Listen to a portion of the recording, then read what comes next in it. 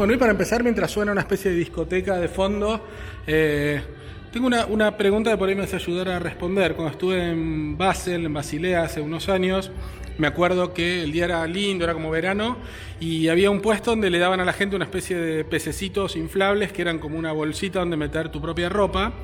Y metías todas tus pertenencias y te tirabas al ring agarradito de esa bolsita, y yo me quedaba en la orilla, por supuesto no me tiré al ring, y pasaba la gente con las bolsitas como flotando de una manera muy suiza, básicamente. Desde mi lado en la orilla el pensamiento era, bueno, uno vive en San Telmo, entonces decís, posiblemente donde dobla un poquito el ring hay una red, te sacan todo y te dejan en bolas y terminás el Mediterráneo flotando sin nada. O viene, no sé, un helicóptero suizo y te lleva después al lugar donde saliste gratis porque es Suiza. Vos te tiraste con el pescadito al río y fue feliz el desarrollo. Presentate primero, por favor. Bueno, soy Santiago Bengolea, soy curador independiente, coordino el espacio Pro 21 en el barrio de La Boca. Yo no me tiré al Rin porque fui en una época donde no hacía tanto calor.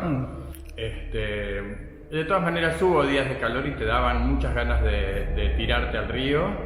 Los suizos usan muchísimo el río.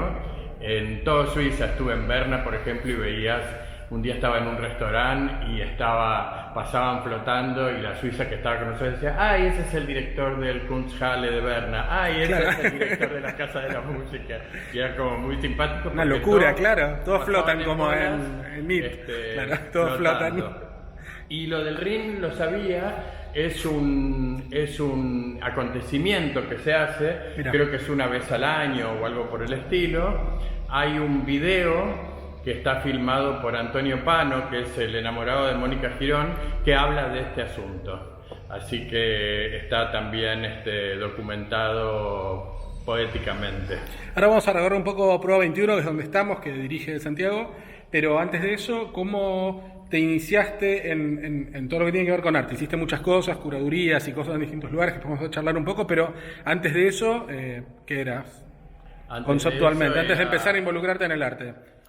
Siempre estuve involucrado, pero del lugar de un consumidor del arte, ¿no? O sea, desde chico iba a muchísimos conciertos, iba muchísimo al cine, iba a ver las muestras, era amigo de los artistas, pero trabajaba en el trabajo que me había conseguido mi papá, que era primero en una compañía petrolera, que yo me encontraba completamente perdido ahí adentro, no entendía muy bien lo que hacía. Por suerte era responsable y lo hacía. Y después, en los años 80, trabajé en lo que se llamaba una mesa de dinero, o sea, pertenecía a la Patria Financiera, que también me parecía un embole atómico. Y un día, después de varios años de trabajar, viene uno de los directores de esta mesa y me dice, mesa de dinero, y me dice, me parece que si bien sos una persona muy responsable, trabajás muy a conciencia,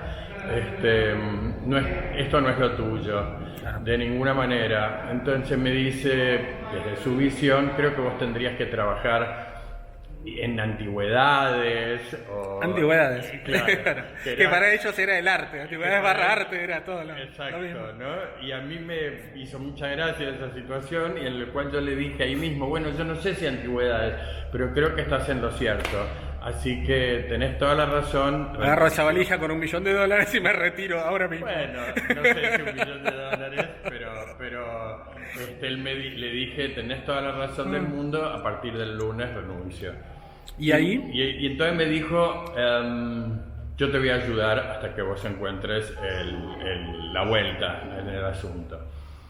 Mientras tanto, yo venía hablando con una prima, amiga y común amiga de Adriana Rosenberg y mía, que se llama Rosa Semborain, y Adriana le decía a Rosa que le gustaría trabajar conmigo, y yo le decía a Rosa que me gustaría trabajar con Adriana. Y bueno, y estuvieron haciendo como estudios previos, porque Adriana estaba por abrir una galería de arte. Esto era a principios del año 89. Entonces estaban haciendo como unos estudios con especialistas para ver quién sería la persona apropiada para trabajar en la galería y qué sé yo. Contratemos a alguien que estuvo en una mesa de dinero hasta ahora. No sé si eso, pero aparentemente el perfil daba. Claro. ¿Ella había hecho algo de arte ya, Adriana, o era su primera incursión? Sí, ella había trabajado con Romero Brest, y había tenido un editorial con Renato Rita, o sea, estaba como muy vinculada y era amiga de los artistas del momento. Bien.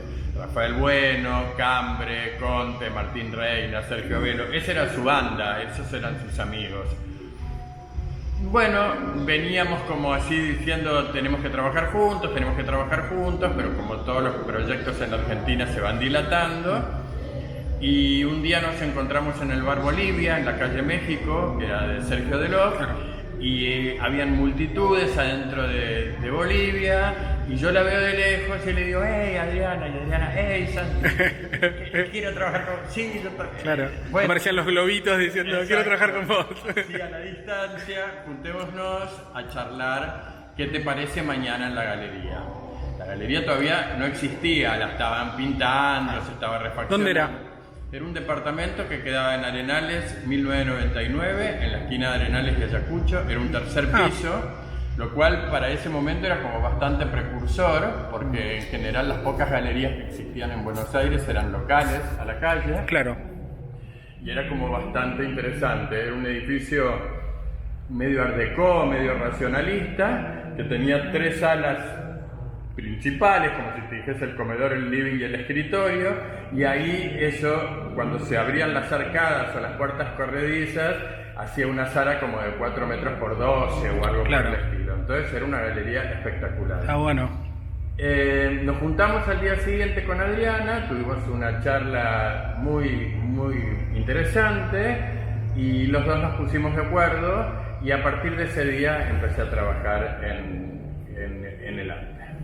¿Cómo fue el recuerdo del principio? El empezar a tratar con artistas, con coleccionistas, con la producción, ¿qué te pasaba? Bueno, era como súper interesante, ¿no?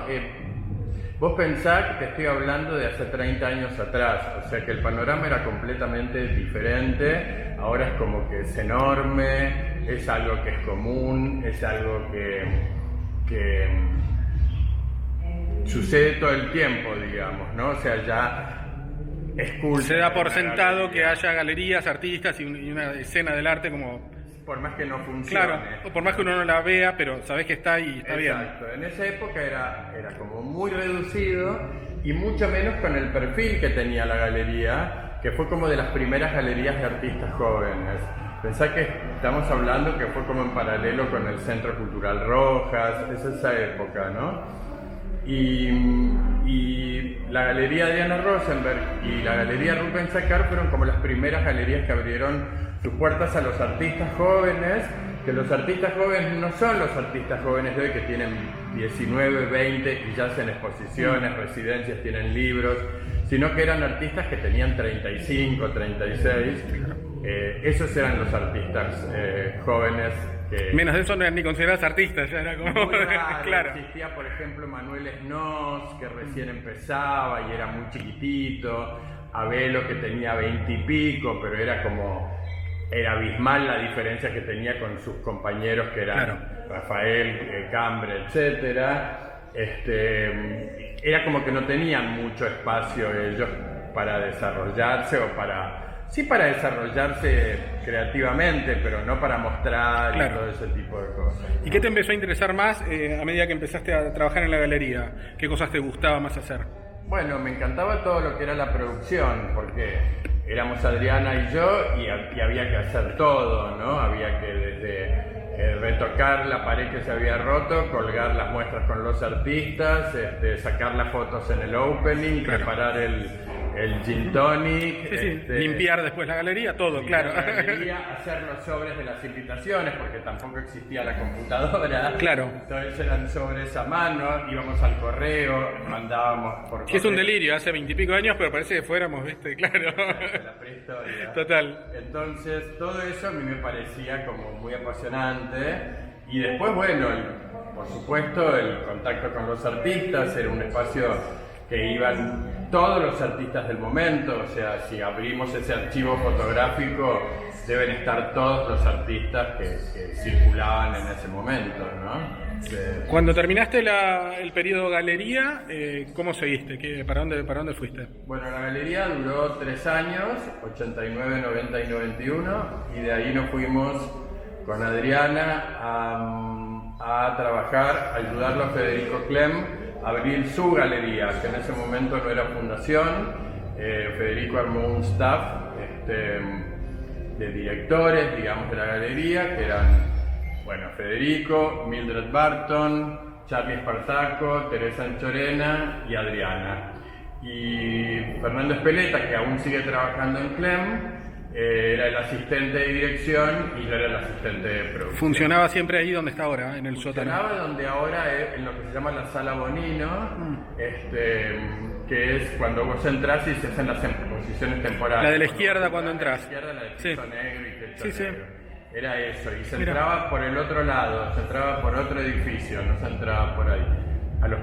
Trabajamos un año ahí. A los pocos años Federico convierte ese espacio en fundación, compra todo el local de al lado, lo refacciona, creo que son varios locales. Sí, pareciera, porque tiene como alturas distintas, como muy raro. Sí. Pisos, y convierte la galería en la fundación. Bien. Federico Clem. ¿De ahí? Y de ahí, bueno, hicimos un montón de cosas, porque ya se empezó a trabajar en la constitución de la Fundación Proa. Entonces, bueno, no sé muy bien, hacíamos lo que se podía en el momento para subsistir, claro, como cursos, con profesores. Me acuerdo también de un proyecto muy genial que hicimos en lo que es las tiendas San Miguel, que se hacía como la muestra de un artista consagrado y un joven artista. Entonces ahí hicimos como muestra de Benedict, Witka, bueno, no me acuerdo muy bien, fue hace mil años. Después llegó Proa y ahí, ¿qué rol tuviste? Después llegó Proa en el año primero. El primer proyecto que hizo Proa fue la segunda edición de la beca Witka, que sucedía como en el primer piso, donde está ahora la librería, por ejemplo, y todo eso, y tenían sus talleres ahí. Y yo era un poquito como qué sé yo, la palabra no sé cómo sería, como el intendente de la casa, digamos.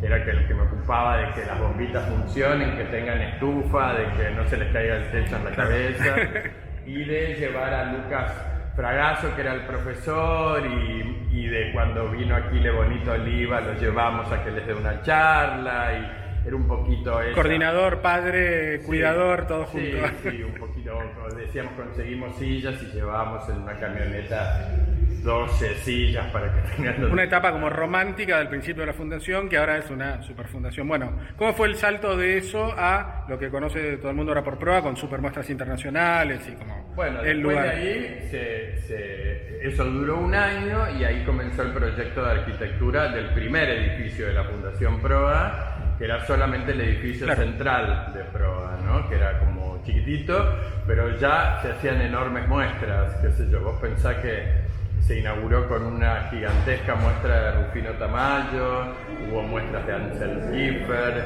de Dan Flavin, de Sol LeWitt, qué sé yo. Hubo... Sí, claro, topes de gama mundial, en la Boca frente al Riachuelo, en Argentina. O sea, una locura, claro. Qué sé yo, cantidad de cosas que iban sucediendo durante ese momento y que iban cambiando. Era un poquito que ya empezó a perfilarse lo que iba a ser Proa a futuro. Digamos, ¿no? ¿Y cómo fue tu inserción ahí como curador? ¿Empezaste a manejar espacios, a conseguir artistas, intervenir lugares? No, eso fue muchísimo después. Ah, bueno, entre medio. Eso fue 10 años después. Ah, mira. Yo trabajé durante 10 años en Proa, era el administrador de la fundación.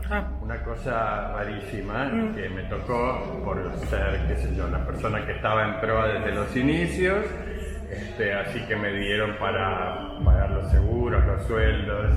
Mira, tenías una función esencial, pero no necesariamente relacionada directamente con la montaje, producción, elección. Pero yo después de un tiempo, donde yo me quejaba bastante de la parte que a mí me tocaba, me di cuenta que la administración, o por lo menos de la manera que yo me manejé, se involucraba completamente con el resto de las áreas. Entonces, eso me enseñó también a ver cómo globalmente el funcionamiento de una institución, ¿no? O sea, yo calculo que el señor del montaje o de curaduría, hay un montón de cosas que no se las está enterando porque... O el director que solo dirige, digo, tenías como una visión mucho más holística. El director no, pero digo, el de hacer día a día, el director tiene que saber todo, pero el hacer día a día. La directora que tenemos, o sea, sabía todo, absolutamente. No lo daba como ejemplo Adriana, que es un caso outstanding, digo, en una institución por el director, no sé, de un museo grande, por ahí no tiene todo este training que fuiste teniendo vos, que está buenísimo y que te sirve un montón aparte, claro. Por supuesto. Eso.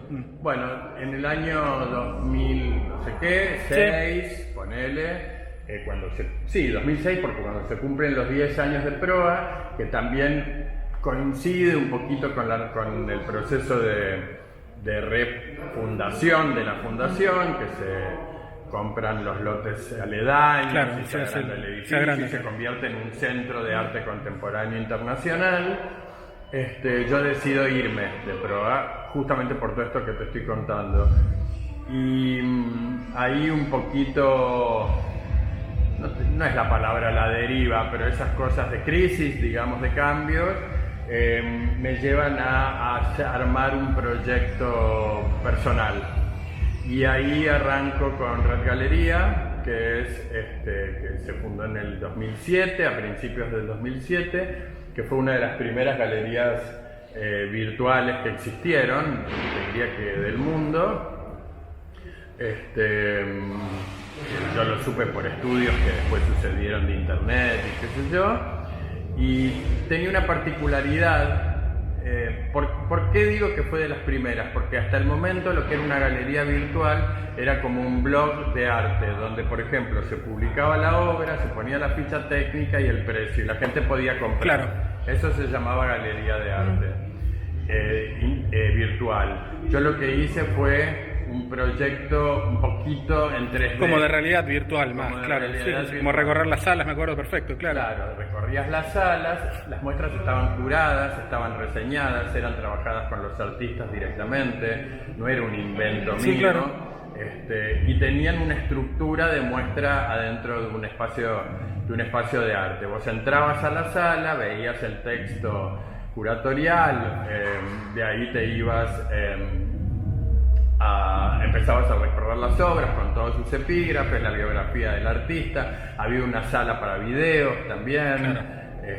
Había una trastienda, en un momento se refaccionó el Red Galería también y se hicieron unas escaleras mecánicas que cuando vos bajabas y visitabas la trastienda, que eran las muestras que iban saliendo. Claro.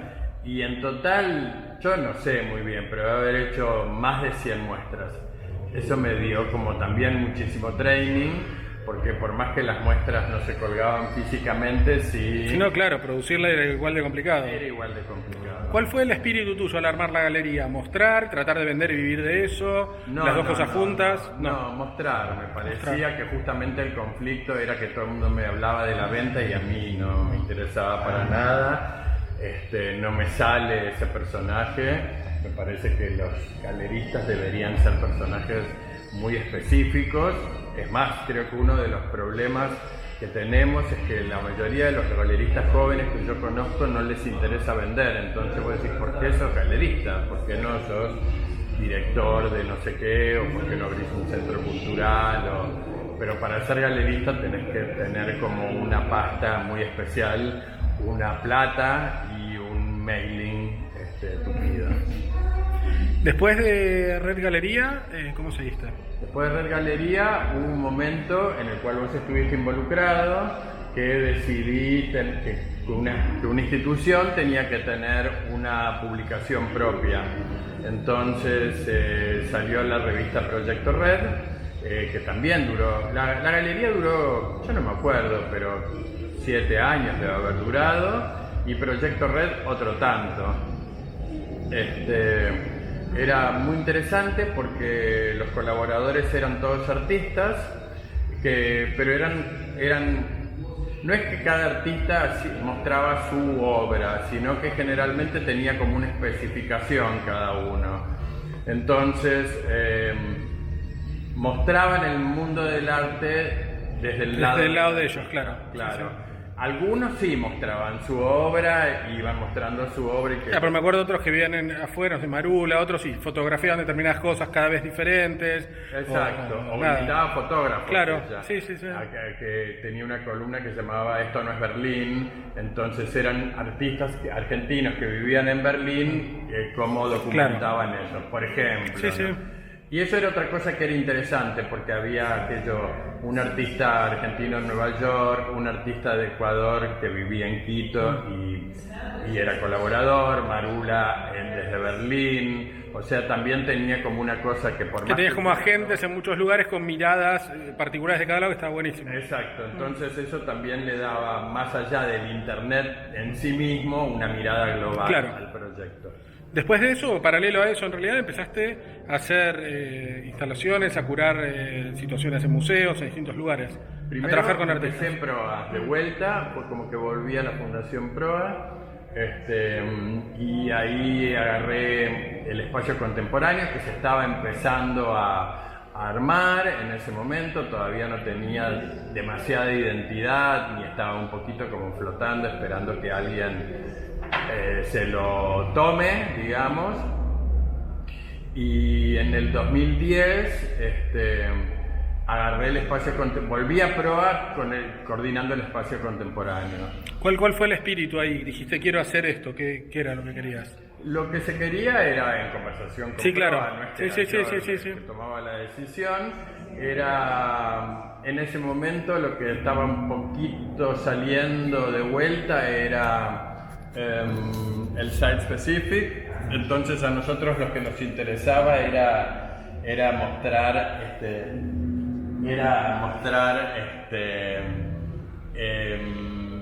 demostrar que el edificio de Proa era absolutamente un espacio expositivo, usando sus espacios comunes, usando... Claro, estaba pensado como algo integral y no salas, sino que cada lugar, un ascensor, una escalera, todo era un lugar, un espacio de arte. No las salas. Claro. El café, la librería, el baño, la terraza, la fachada, todo es un lugar que los artistas podían tomar en 15 minutos, si querés. Que lo podían usar como un espacio de arte. Entonces, en realidad lo que hacíamos era invitar a distintos curadores que nos presenten un proyecto y trabajar con ellos para que estos artistas hagan instalaciones específicas, intervenciones a la arquitectura del edificio de Proa. Más allá de lo que hiciste en Proa, empezaste a trabajar en muchos otros lugares con artistas. Como resumen conceptual de todo eso, ¿qué te quedó? ¿Qué es lo que está bueno y qué es lo que se puede mejorar de artistas interviniendo, lugares públicos, instituciones de arte o no de arte? O sea, fuiste bastante amplio en lo que hiciste. Sí, porque después ese proyecto lo hice también en el Museo de Arte Moderno, que era el proyecto que se llamaba Site Specific Dibujo, ahí me invitó Laura Buchelato. Era muy interesante porque yo lo que hice ahí es meter artistas muy jovencitos a que participen del museo con inmensas obras. Claro. Ellos agarraban los pasillos del museo, que también eran los espacios no expositivos, y fíjate cómo de alguna manera tiene una vinculación con el espacio virtual, ¿no? Porque claro. Empieza a tomar espacios... La estás convirtiendo en espacio, el no espacio usual. Exacto. Entonces ahí participaban artistas también, creo que se hizo durante 2 años ese proyecto, muy jovencitos que... hacían dibujos, la consigna era que hagan dibujos, intervención en el muro, y vos, por ejemplo, pasabas de una sala a la otra y tenías el mural del artista. Entonces, en ese recorrido o en ese paso de una sala a otra, seguías de alguna manera metido adentro de una obra, ¿no? Y después lo hice también, que duró una edición, en el Museo Nacional de Bellas Artes, donde invité a Mariano Ferrante y a Daniel Joglar. Ahí en ese momento el director era Guillermo Alonso, que había hecho una sala atrás de la sala de exposiciones temporarias, que era como una especie de café o de living, sí. que habían unas ventanas abiertas que vos veías la Facultad de Derecho. La verdad que era súper lindo el espacio. Y hicimos esa edición, teníamos un segundo proyecto presentado, pero cambió la dirección un poquito abruptamente y ahí el proyecto quedó en stand-by.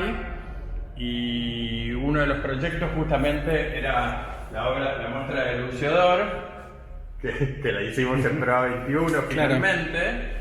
Fue uno de los proyectos que quedó inconcluso, primero por este cambio de autoridades del museo y después porque Lucio murió. Entonces, por suerte este año lo pude concretar como 5, 6 o 7, no sé cuántos años después, hacerlo en Proa 21, encontrarle el lugar, o sea, tampoco fue caprichoso que la muestra de Lucio suceda acá, sino que está perfectamente dentro del statement de lo que es Proa 21, que es un espacio de proceso, de laboratorio, y justamente en esta obra de Lucio lo que se muestra es sus chablones con los que él fabricaba o imprimía sus piezas originales.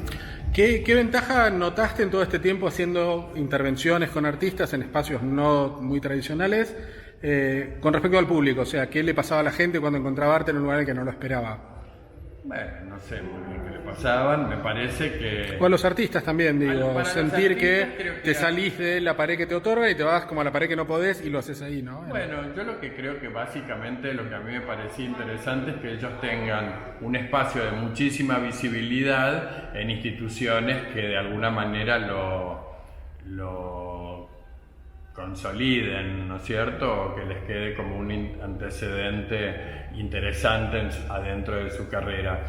Y a la gente, que no es que no me importe, sino que las reacciones son tan múltiples y tanta cantidad de reacciones que hasta el día de hoy a mí la gente me dice, no, porque cuando hacían las intervenciones en Proa o los dibujos del Museo de Arte Moderno, que qué lástima que lo sacaron porque era un proyecto que era tan lindo y tan fresco y eso le trajo tanta movilidad al museo, o sea, qué sé yo. Claro. Pero por un lado te dicen eso, pero por otro lado el proyecto lo sacan, entonces...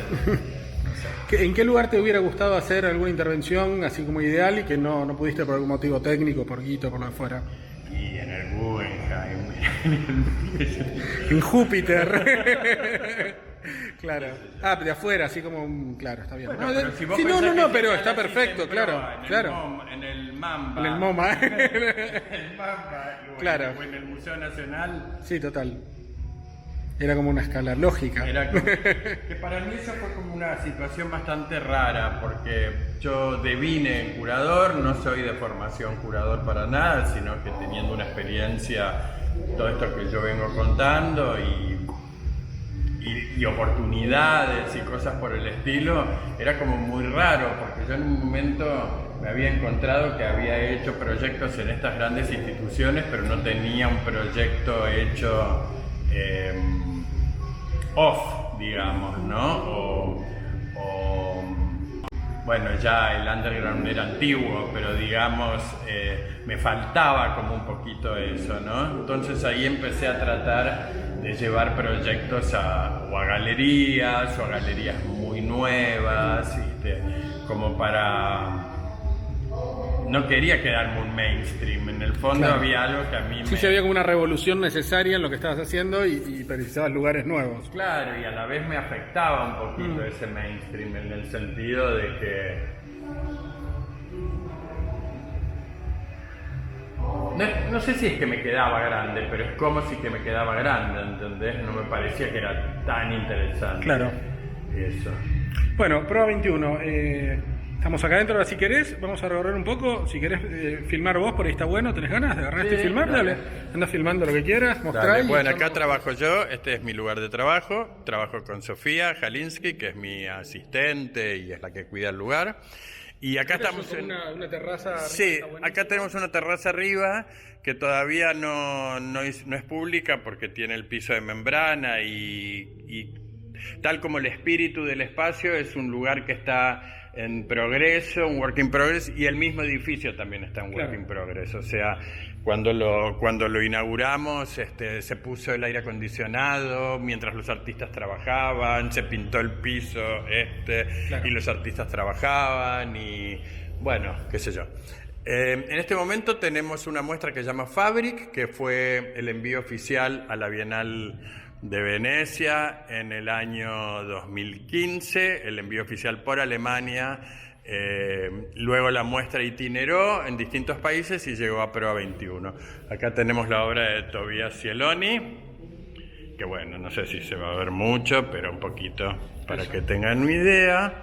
Hay una sala genial que está haciendo una discoteca, ¿no? Acá hay una sala genial. Buenísimo, escucha pum, pum, pum, Ito Steyer, que es como la figura alemana del momento. Es casi un hito. Es casi un hito. Y este piso es el más genial que viene una muestra nunca. Es una belleza, ¿no? Y aparte de reposeras, hace una locura, hace frío acá adentro, está buenísimo. Hace frío, podemos prender el aire acondicionado. No, está bueno que esté fresco, digo, como... Sí, qué sé yo. Yo creo que me agarré neumonía, así que... Sí, por tanto frío. Pero bueno, esto es un poquito la sala de Ito. Les recomiendo muchísimo esta obra, particularmente, y la muestra. Acá estamos en el primer piso, creo que ya lo había dicho. Abajo hay una flecha que dice jardín, así que se supone que... Jardín, ahí dice. No, plantas. Esta es la ventana, que es una maravilla, y se ve un poquito el riachuelo.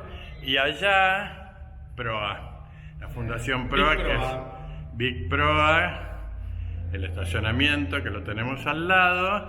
Esto es muy lindo, porque hay una metáfora como que acá estamos ambas instituciones en la Vuelta de Rocha y tiene como una forma de abrazo hacia el riachuelo, ¿no? Y aparte moviéndose, está bueno eso. Sí, nos vemos, estamos muy cerca, así que eso es súper interesante. ¿Cuándo se que abrieron acá? Abrimos el 21 de abril del año pasado, o sea que hace poquito cumplimos un año. ¿Querés que mostremos la fachada? Así que es muy linda. La fachada, el edificio fue reconstruido. No cierres, pues si no, no podemos entrar más. Bueno, con un hacha. Con un hacha. Espérate, vamos a ir enfrente. Proa 21. El edificio fue hecho... Eran unos depósitos de proa. Todo el material de depósitos ahora está en unos containers allá en la esquina, en ese jardín que es nuestro, y se refaccionó el edificio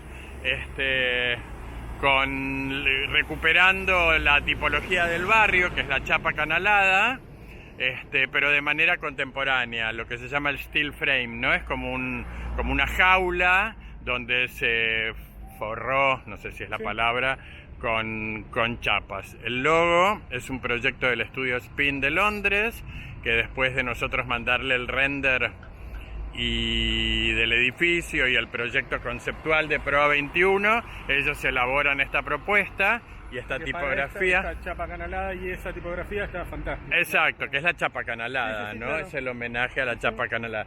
Y allá está Proa. Y ahí en la esquina tienen para seguir después y construir No queremos construir nada. ¿No va a ser grande igual? No. ¿Ese es tu Porsche? No. Sí. Esta zona está buenísima porque ahora están ahí haciendo, ¿no? La Fundación Andriani. La Fundación Andriani, y eso es el Teatro Colón. Son los depósitos del Teatro Colón, así que es genial lo que está pasando para nosotros. Estamos como después de Proa hasta el caminito, así que es como que nosotros nos vinimos una cuadra más, que antes no venía nadie hasta acá, ¿no? Sí, acá esta cuadra era como Sarajevo, claro. Sarajevo. Letras, pero... Acá entramos. No. Acá entramos, ahí trabaja Sofi. Acá está Fabric, toda la gráfica. Y acá vamos a ver si se ve un poquito o no mucho. Vamos a hacer un paneo largo. Esta es la obra de Olaf Nicolai. Arriba había aire acondicionado a 8 grados y acá hay calefacción a 35. Exacto. Pero vamos acá, que está muy linda. No voy a explicar de la muestra porque sería extendernos. ¿El piso está original en la casa? El piso está original, es un granito azul, que es una belleza, y este se decidió dejarlo.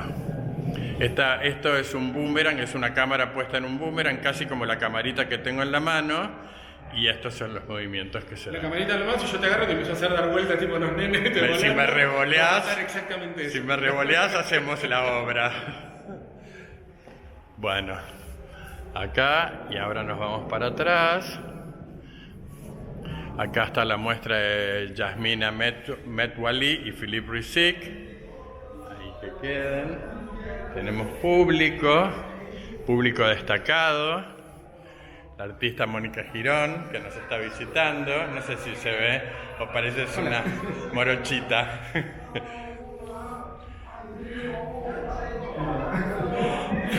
A ver, venía la luz. A ver, no sé dónde está. Ahí está. Ah, genial. Hola. El corte de pelo es súper genial, ¿eh? Gracias. Súper genial. Sí, dice más. Lo tiene razón. Claro, sí, totalmente asumido. Sí. Bueno, después Un jardín que es una locura también. un jardín que es una locura, que también lo usamos para distintas... Bueno, los baños, pero no vamos a mostrar los baños. Y acá este jardín, que podemos salir un poquito. Acá sí puedo cerrar y puedo volver a entrar, sí. No, creo que no entras nunca más. Ah, bueno. Este jardín me morimos. Acá, miren qué lindo eso de ahí, ese edificio visto por el costado. Esta parte es tremenda, claro. Esta parte es tremenda. Lo que se hizo esto era como un baldío, digamos. Lo que se hizo es, se rellenó con tierra, se sembró el pasto, y Cecilia Perkins, que es una gran paisajista, trabajó sobre los muros, ¿no? Poniendo todas plantas silvestres. Estoy un poquito como recuperando lo que hubiera crecido. Claro, en estado salvaje acá en el lugar. En estado salvaje acá, por lo menos poéticamente. Yo después no sé si crecía esto, pero ahí tenemos los vecinos. Claro. Es muy lindo porque están todos los vecinos como metidos adentro de Proa 21. Claro. Se decidió dejar la altura de la pared justamente para no volver a quedarnos aislados. No quedarnos aislados, Sí. no volver. Y aparte que aquellas paredes son de hace, no sé, de 150 años, ¿no? Son Exacto. ladrillos súper viejos, es precioso, claro. Son paredes de 150 años de una casa que se llamaba la Casa Sichero, que una vez que nosotros nos metimos en Proa 21, descubrimos... que acá se ve el puente. No sé si se ve. Acá, mira. Bueno, a ver si yo hago así. Creo Sí, que se ve. más acá, vení más lejos. Ahí está. Claro, mira, increíble. Divino, Está ¿no? buenísimo. Sí, no, este espacio es... Y esta es la una locura, casa. sí. Espérate, a ver, no sé qué hice. No, nada. ¿Pero qué veo ahí? El No. pasto. No sé qué pasó, ¿no? Se quedó como... A ver, pará. Ahí está. Ahí dale. está. Cuento Muy la historia vanguardia de la tu casa filmación. Sichero. Sí. Todo el tiempo el pie, ¿viste? Me mostraba el puente y se me enfocaba el pie. Genial. La Dale, zapatilla, claro, sí. la zapatilla Claro, sucia. zapatillas intervenidas. Bueno, acá, Sí. en este lote había una casa que se llamaba la Casa Sichero, que era una de las familias que se enriquecieron en el barrio de La Boca, ¿no? Y a principios del siglo XX, aproximadamente en 1918, cuando ya se había convertido en un conventillo, se instaló la primer vanguardia de la ciudad, o quizás argentina, que se llamaba el Grupo El Bermellón, fundado entre otros por Del Prete. Claro. Y después, a partir de creo que los años 50, acá tuvieron sus estudios Quinquela, Victorica, La Cámara. Una locura, un lugar hiperhistórico. Hiperhistórico, que afuera hay una placa chiquitita así, puesta por la municipalidad hace un montón de tiempo, y después nosotros al ver esa placa hicimos toda una investigación con el director del Museo Quinquela Martini y con el director del Museo Histórico de La Boca, donde nos contó toda esta locura, ¿no? Que para nosotros fue genial, porque es como que acá ya estos espíritus habitan mucho Claro, antes quieras que o no. nosotros, sí. ¿Qué es hoy Proa 21 y qué querés que sea, o qué quieren que sea en el futuro? Pro 21 es un espacio mucho más flexible que Proa, digamos, en el sentido que la idea nuestra es que funcione como un laboratorio de artistas, donde los artistas participen, vengan a trabajar, propongan, hagan sus actividades, se encuentren, usen el espacio, usen el lugar, usen la institución y las posibilidades que tienen las instituciones, o por lo menos esta, ¿no? ¿Y qué te gustaría que pase de acá un tiempo, digo, un par de años? ¿Hacia dónde ves que va a ir Pro 21? No sé, no quiero ver demasiado tampoco. Creo que justamente la flexibilidad la da el transitarla, ¿no? Por ahora es esto. Después el camino se va a ir marcando. Es muy interesante porque en un año hicimos entre 9 y 10 muestras. Pensá que generalmente se hacen de a 2 muestras y montones de actividades, presentaciones de libros, conciertos, performances. Mañana, por ejemplo, Pro 21 es sede de la Bienal de Performance con el resultado de un laboratorio periodístico performático de la revista Anfibia. Asociaciones con otras, bueno, como Anfibia, con Urra, con el Flasherito, con el espacio Acéfala, o sea, esos vínculos también nos interesan. Una institución súper abierta, muy contemporánea y tratando de incluir cosas que estén buenas y aprovechar este espacio. Sí, lo que sí creo que es un poco la responsabilidad es tratar de que mantener la calidad, pero no la calidad en el sentido de que la obra tenga que tener una calidad, porque si es un proceso de trabajo, claro, un lugar de pensamiento, sí ese desarrollo tiene que mantener una calidad. Entonces, en general los proyectos, o siempre los proyectos son trabajados en colaboración, o sea, viene el Flasherito, propone, nosotros proponemos, trabajamos juntos, pensamos juntos, desarrollamos juntos el proyecto y por otro lado le damos la libertad total para que ellos accedan, claro, y funcionen a cosas que quizás solos les sería un poquito más complicado. ¿Cuál es el criterio hoy para decidir qué muestras o qué artistas van a estar acá o qué actividades van a suceder? Bueno, un poquito lo que nos está pasando es que lo que queremos es eso, es como si nosotros quisiésemos que suceda el mainstream, está proa. Entonces lo que nosotros queremos es que justamente esos asociados compartan ese submundo o ese mundillo que es su tesoro de alguna manera y ponerlos en un lugar de visibilización. Claro, exacto. Y también hay otro módulo, digamos, de proyectos que tiene que ver con el rescate de pequeños movimientos de la historia del siglo XX. Entonces, la muestra se inauguró, el Pro 21 se inauguró con Leandro Katz, donde presentó el proyecto Para el Día que Me Quieras, que por primera vez se presentó completo. Se había presentado muchas veces en Buenos Aires, pero siempre eran fracciones de su proyecto, y se presentó en simultáneo en el MUAC en México, con la curaduría de Cecilia Rabosi y Cuauhtémoc Medina, y, o sea, hacer ese rescate. Después estuvo Enrique Jessic.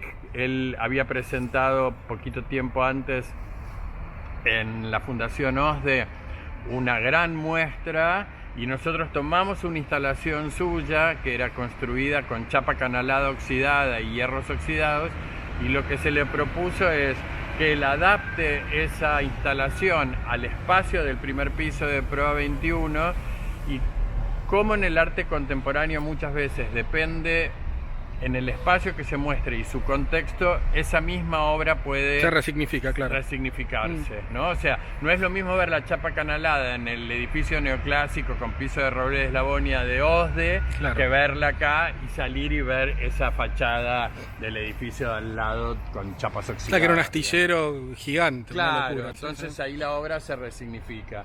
Después tuvimos el trío Loxon. El trío Loxon era un trío de pintores, Rafael Bueno, Guillermo Conte y Majo Ochner. Ellos trabajaban performáticamente en el Café Einstein, que era de Katia Aleman y Omar Chaván, Ellos fue como en la época de la recuperación de la democracia. Trabajaban como en paralelo con Vivi Telas, Luca Prodan, los Soda Stereo, que Claro. recién se empezaban a ser conocidos. Ellos, y bueno, Sí, millones de Tortonese, Las otros. Gambas, claro, toda esa movida Claro. de paracultural, súper de Exacto. post dictadura, claro, Tal cual. efervescente. Efervescente. Ellos desplegaban unos plásticos transparentes como unos nylon y pintaban en público esos plásticos, se pintaban ellos y después eso se destruía, Claro. viste que era como una época que también todo se... Muy performático, claro. Claro, muy performático. Entonces nosotros encontramos como 4 o 5 obras, mostramos eso en la planta baja y ellos lo que propusieron es hacer un homenaje donde invitaron una banda, una chica llamada Agustina Paz que tocó en el jardín, e invitaron a artistas mucho más jóvenes que ellos, que eran, qué sé yo, Nahuel Vecino, Juan Becú, Barilaro, Claudia Semborain, Tiziana Pierri, y pintaron un cuadro enorme mientras la banda tocaba, que era un poco lo mismo que ellos hacían en el... Una acción en vivo de crear una obra colectiva, claro. Exacto, y esa misma obra entonces, una vez que se terminó, se agregó Claro. a la muestra, o sea que era como el 83, 2018, sí, 2018. Ahí al lado, en ese mega galpón, tendría que venir la Tate, ¿no? ¿Cómo la ves? Digo, pensando en la sala, viste, de Turbina, la Tate, ¿no? La Modern estaría muy bien, estaría muy bien. Bueno, cuando empezamos la charla esta con Santiago, me dijo, no, estoy mal. Yo le dije, sí, estoy enfermo. Yo, vamos a hablar 10 minutitos, deben ser 50. Ponele, pero está bien, Chau, ya gracias. nos vamos. No, para que falten tus últimas palabras. Ah, bueno, estas son mis últimas palabras. Gracias.